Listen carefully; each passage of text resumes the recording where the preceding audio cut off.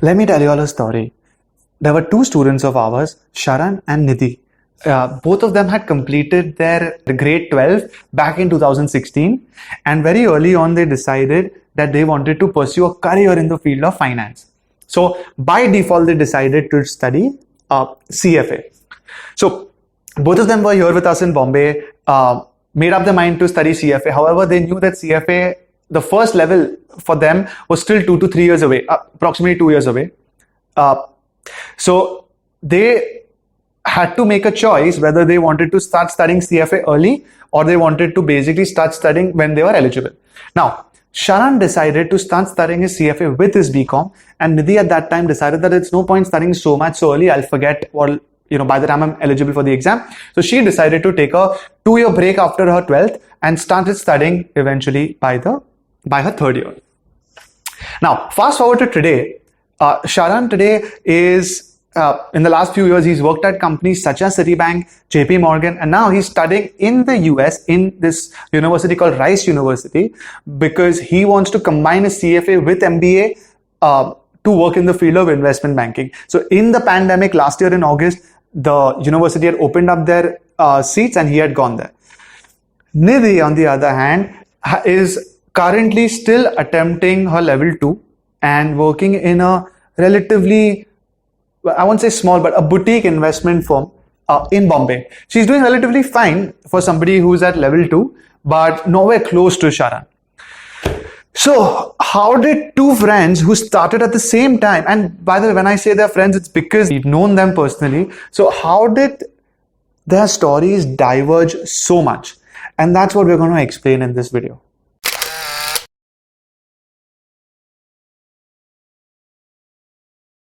So how did two friends who had completed their 12th at the same time, made the decision to pursue CFA at the same time, how did their paths diverge so much?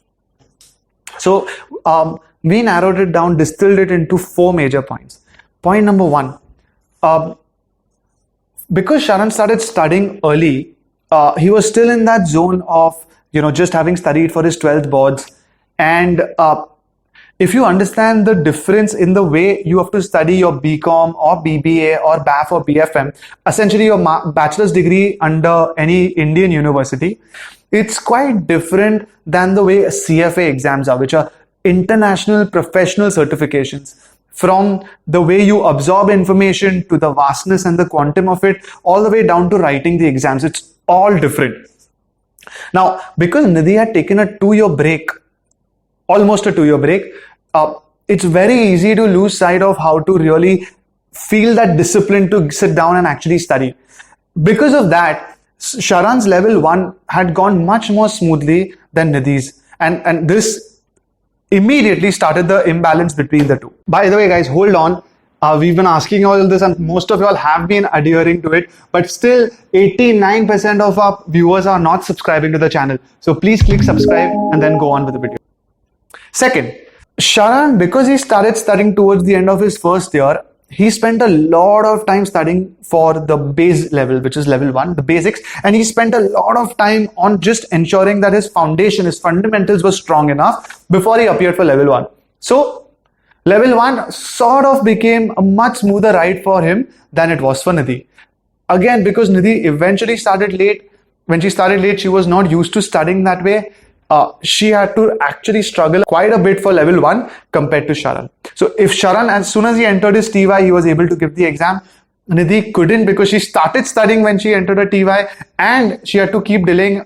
Well, she delayed 1 attempt because she was not completely confident in passing it in the first go. Another point is that Nidhi and Sharan both, since they gave their 12th and since they started understanding since they started exploring what they wanted to do, both were very interested in the financial markets, in the stock markets. So they both had dabbled a little bit practically with investing a little bit in stocks and all.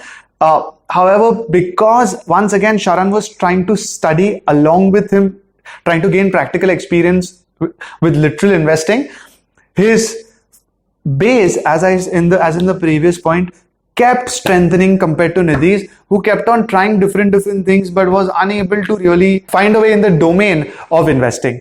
So when you can combine these two your liking with the financial markets, as well as academics which are supporting that interest. That combination once again helped Sharan a lot. And the final point of difference between the two, and this is more because they've both been studying with us, we know both of them, and we can actually see the difference. The fourth point is that the reason when Sharan started studying early, his ability to cope up with his future work and studies became much more manageable than for Nidhi. Nidhi had to really struggle not only to get into the zone of studying CFA, then attempting it a little later than Sharan, and then juggling it with work became extremely difficult. So managing studying with work is something that not everyone's cut out for, especially if they're not used to the back to the discipline of sitting and studying such intense international qualifications. So the lesson here is, if you've decided early on, right, don't put yourself in a position of comfort by telling yourself that, okay, I have to study, a couple of years later, I'm eligible a couple of years later. So now that I've made up my mind, I know where my future is, but let me take a break for a couple of years. You put yourself in that zone of comfort, and before you know it, you might not be able to come out of it. And by the way, this is not just applying to CFA. It could be CPA, it could be MBA, it could be anything that you know you're going to do, but a couple of years later. Stay in that uncomfortable zone of actually trying to learn something, even if it's not related to your course. If it is related to your course, nothing like it. But as long as you're doing something to stay in the habit of studying and of structuring the way you study and plan the entire next 2-3 years of your life. If it's just going to be a break, it's going to be a disaster for most of us who then try to say that, okay, now I'm ready, now let me start studying. So don't make the mistake that Nidhi made, and start studying as early as you decide on what your career path is.